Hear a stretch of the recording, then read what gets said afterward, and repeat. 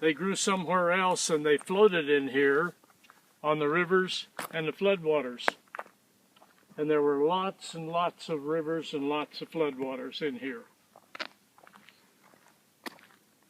The trees, after they floated around in the water for a while, became waterlogged and they sunk to the bottom. The rivers had lots of sediment in them, and so the trees were covered up rather quickly with sediment. No oxygen, no bacteria, so they didn't rot or decay. Volcanoes, mainly west of here, erupted and threw out volcanic ash, which is silica dioxide.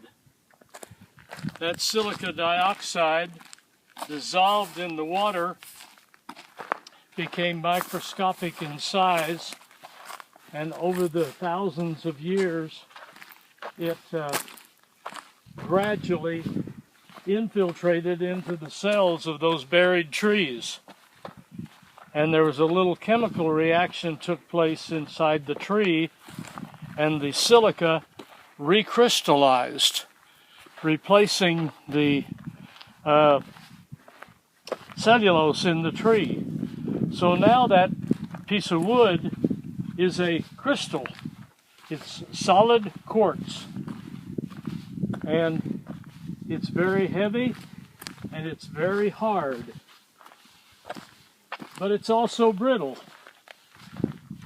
Like a glass rod, if you drop a glass rod down on the concrete, it's going to break. But it's not going to break lengthwise, it's going to break in little pieces. That's the way a crystal breaks. And so this is what you're going to see over here, is a tree, a big tree, that is broken into pieces. This is called the Keystone Arch over here, and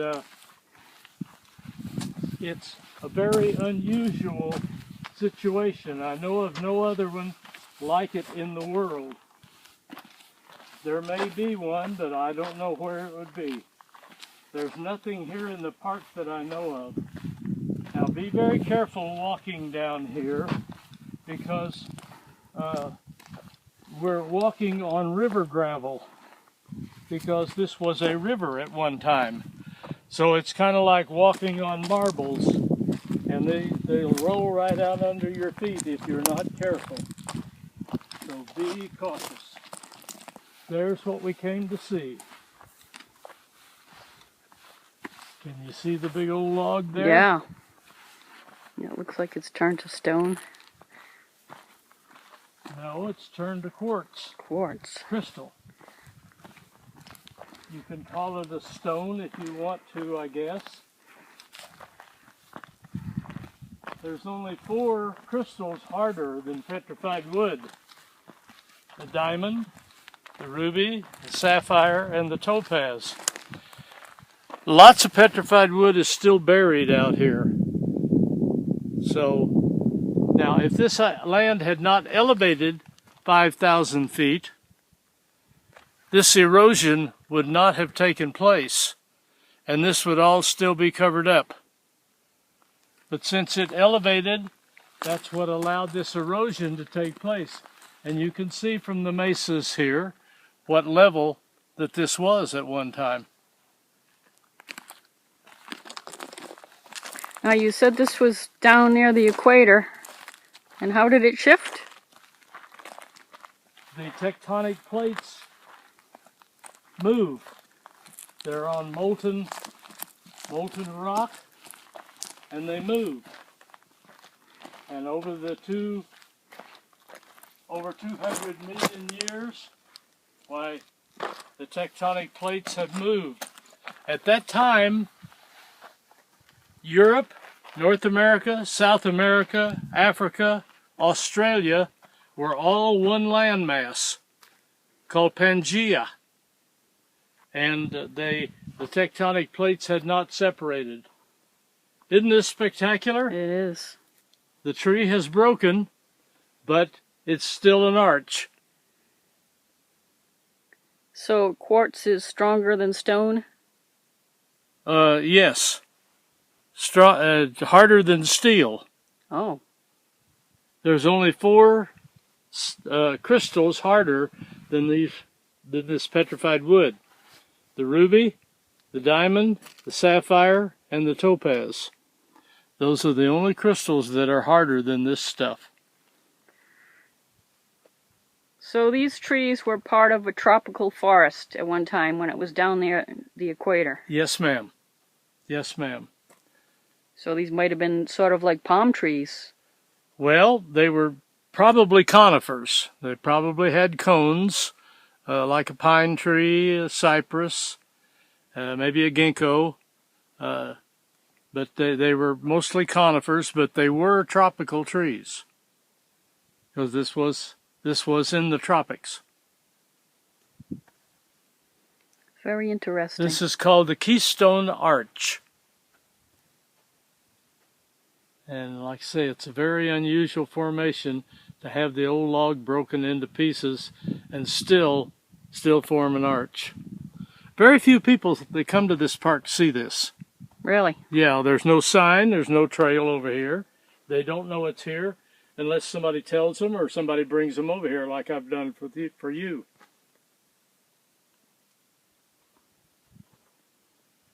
Now, if you look here, you'll see, looks like a wood chipper came in here and chipped up all this petrified wood. Now, this is petrified wood, but it looks like wood.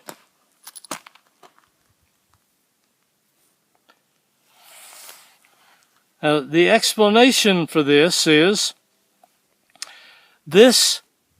not completely crystallized yet. And the best explanation is that it's only 3/4 done. It's not completely crystallized. And that's why it breaks into chip-like pieces, and it's called permineralized petrified wood. And it still looks like wood, but it's actually heavy. Hold it. It's heavy. Wow, it is heavier than it looks. Yes, and it's hard. It's hard, but it's. Now you see, I dropped that piece down there. No, I thought that broke off of there, but it didn't. But now this piece here, you can see is completely crystallized. Right. In the center there. It is completely crystallized. Now, what caused this to be only 3/4 done? Well, there are a couple of explanations for that.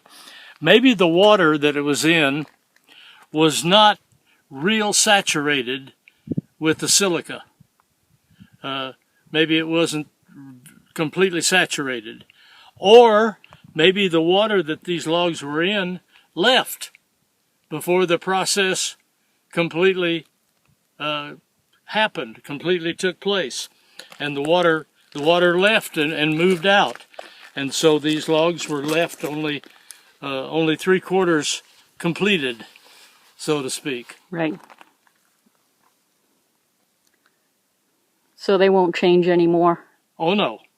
No, no, no. Well, it's very interesting. I thought you'd like this. I've never brought anybody over here that was disappointed.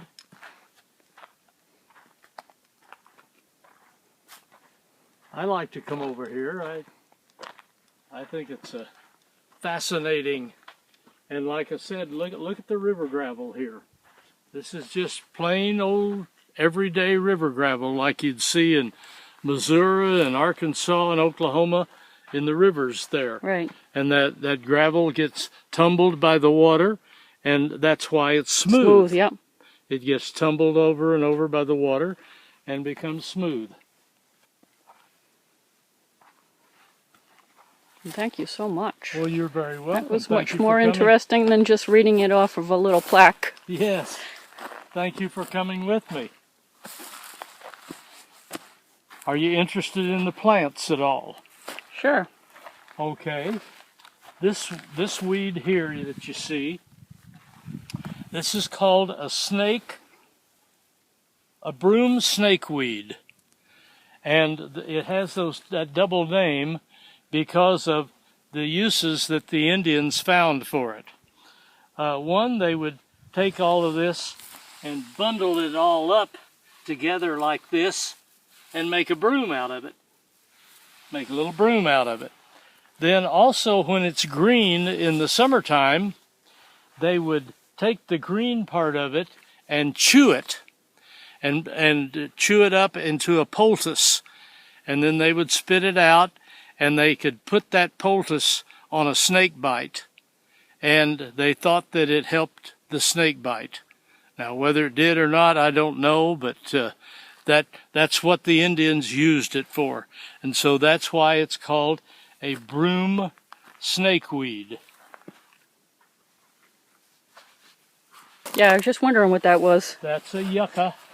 And again, the Indians used that for several things too.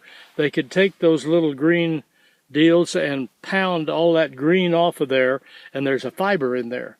And they could weave that fiber into rope or shoes or hats or baskets or whatever they wanted to weave it into. Also, the root of that plant has a chemical in it, saporin, which is a soap-like chemical. And they could boil the roots of that and make a little soap out of it, or shampoo out of the yucca. Now, the Indians learned to use nearly all of these plants for something, and they were very good at that.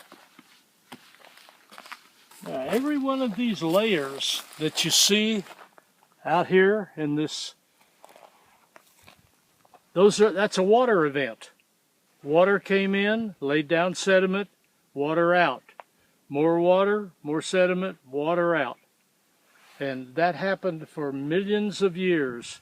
And these layers were laid down during the Triassic era, 200 to 252 million years ago.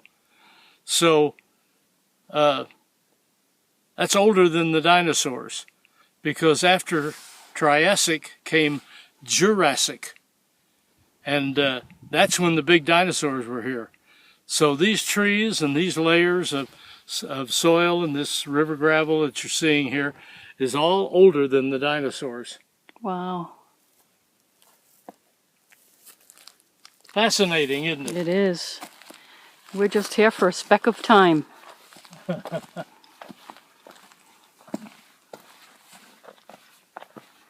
you have a science background? Yes, ma'am. I'm a retired physician. Oh.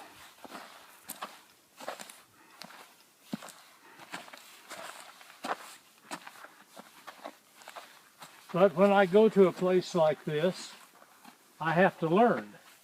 Right. And so I do a lot of reading. I ask a lot of questions, and I learn a lot. And one of the nice things about this is that this kind of work keeps me physically and mentally active. Right. And at my age, I need that. Right. Because I'm old. You are? I am old. I'm 87. Oh my goodness. Older than you thought. Yeah.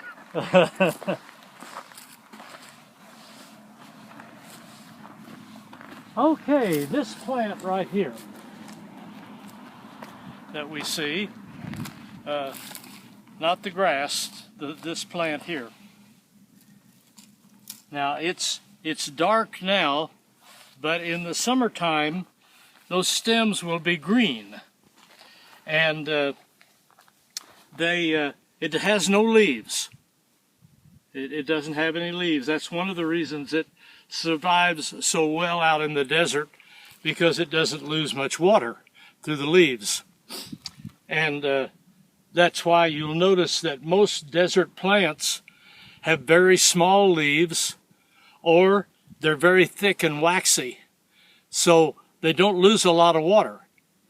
And that's why they can survive in this dry climate. This is called a Mormon Tea. Now the Mormons do not allow the consumption of coffee or tea in their religion. They do not allow the consumption of the caffeine. So they found that they could make a tea out of this bush here. And they would take these little stems and boil them in water. There is a ephedra in the stems of this plant. So it's sometimes called an ephedra bush. And they probably, when they drank that tea, maybe got a little bit of a buzz out of it. I don't know. Ephedra is mainly a bronchodilator, but it's called an ephedra bush, and there is ephedra in the stems. Now, also when you drank this tea, it had a little mild anesthetic effect on the urinary tract. So if you had a urinary tract infection, drinking this tea would make it a little more pleasant to urinate. It wouldn't hurt quite so bad. And so the old guys with the gonorrhea would drink this tea, and it would make it feel a little better for them to urinate also. And they thought it for a while that it would cure gonorrhea. Well, it didn't cure gonorrhea. It just made it feel a little better. So the bush got another name, and now you're never going to forget it. They called it a clapweed. Okay. There's the clapweed. There's the clapweed. So Mormon tea is the most common name, ephedra bush, and very few people know about it being a clapweed. Now, did you know about that being a physician, or did you learn later on? I learned later on. I learned later on. I picked that up in my readings.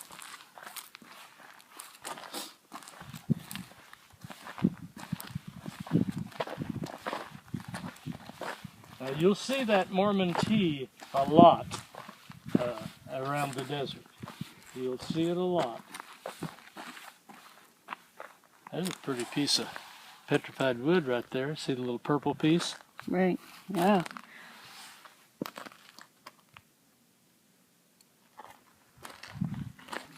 This is a very, very fascinating, wonderful park. There are just hundreds of fantastic things to see here. Yeah. Many of which you cannot see anywhere else in the world. There's a little rabbit poop right there. Oh. See it?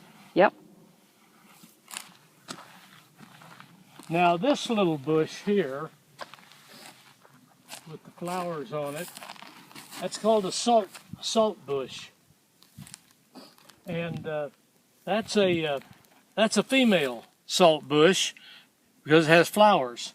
Now the little male salt bush, I don't see one around here close, but that's a female. And then this is a sage. That's sagebrush right there. Now you've seen along the road the big tall yellow plants, big tall yellow plants. Yep. Those are called golden buckwheat. And I don't see any of them around here, but you'll see them along the road. They're big and tall, and they earlier this fall, why they had those were beautiful yellow flowers on those golden buckwheats. I like to walk over there. It's so beautiful and peaceful in the desert. This is the first time I've spent time in the desert. I didn't think I'd like it because there are no trees, but I'm loving it. It's kind of a fascinating, amazing place. It really is. The sunsets and the sunrises are so beautiful. Oh, and you can see forever. Yeah. You can see forever. That's what I love about the view. You can see little rain showers come across here, you know. Sometimes they'll hit you, sometimes they'll just go right by you. It may be raining on one side of the road and dry on the other side. Oh, really? Yeah. What was your first name again? I'm John. John, thank you so much. You're very welcome.